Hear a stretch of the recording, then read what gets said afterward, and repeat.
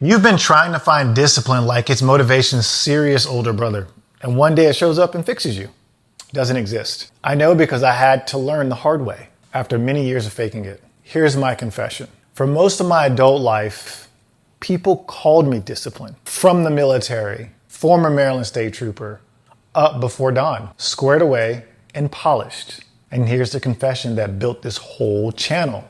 That discipline was never mine. It belonged to the uniform. There's a formation to make, a sergeant to answer to, and a standard somebody else enforced. When the uniform came off, the structure came off with it. And I drifted just like any other man. So when I talk about the building discipline from nothing, I'm not theorizing. I've done the rebuild. What discipline actually is. Here's what I've learned. Discipline is not a character trait. It's not willpower. It's definitely not a feeling. If you wait until you feel like it, you've already lost. Because the feeling shows up after the action, not before. Discipline is a structure. It's 3 boring parts. A fixed standard, not a goal. A standard. A goal is something you chase. A standard is something you refuse to live below. Wake up at 5. Train every day for 45 minutes. No alcohol. It is a binary decision. It's either done or not done. No credit for almost. Number 2, remove decisions. Every morning, you redecide whether to train is a morning you eventually won't. The disciplined man decided once. The time is set, the bag is packed, the debate is over. Willpower is a terrible daily driver, but a fine one-time architect. 3, and this is the one nobody wants to hear. Witnesses. A standard nobody knows about is a suggestion.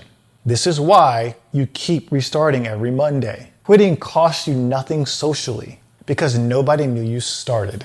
Put one man in your corner who knows the standard and expects the report, and the math changes overnight. The military knew this. That's why their discipline worked on you and why yours evaporates alone. Where to start?